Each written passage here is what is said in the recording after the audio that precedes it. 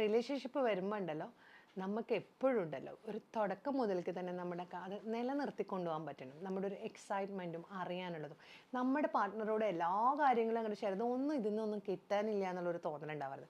എന്നും നമ്മുടേതായ കുറേ കുറേ കുഞ്ഞു കുഞ്ഞു കാര്യങ്ങൾ നമ്മൾ എപ്പോഴും വേണം. എന്നാലേ പറ്റുള്ളൂ.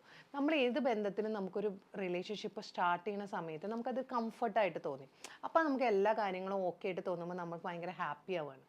അവിടെ നമ്മൾ മനസ്സിലാവും, ഓ മൈ ഗോഡ്, എനിക്ക് ഏറ്റവും ബെസ്റ്റ് പാർട്ട്ണറെ കിട്ടി, ഇത് എൻ്റെ ഏറ്റവും വലിയ സന്തോഷമാണ് എന്നൊക്കെ പറഞ്ഞ് നമ്മളൊരു പ്രൗഡ് ഫീലിലേക്ക് കയറും. ചിലപ്പോൾ ഭയങ്കര അഹങ്കാരമായി മാറുന്ന ആൾക്കാരും ഒക്കെ ഉണ്ട്. See not like that. നമ്മളൊരു റിലേഷൻഷിപ്പിലേക്ക് കിട്ടുക അല്ലെങ്കിൽ ഒരു പാർട്ട്ണറെ കിട്ടുക എന്നുള്ളതല്ല ഇവിടെ പ്രധാനം. അതിനെ നിലനിർത്തിക്കൊണ്ടു പോവുക. ദിസ് ഇസ് ലൈക്ക് നമ്മൾ പറയില്ലേ ലവ് വീഴുക എന്ന് പറഞ്ഞാൽ നമ്മൾ പറയില്ലേ പെട്ടെന്ന് പ്രണയത്തിലേക്ക് വീഴുക, ലവ് വീഴുക എന്നല്ല, സോറി, പ്രണയത്തിലേക്ക് വീഴുക എന്ന് പറഞ്ഞു കഴിഞ്ഞാൽ ഇറ്റ്സ് വെരി ഈസി. അത് എപ്പോൾ വേണമെങ്കിലും ആർക്ക് വേണമെങ്കിലും സംഭവിക്കാവുന്നതാണ്. ബട്ട് അതിനെ നിലനിർത്തിക്കൊണ്ടു പോകുക.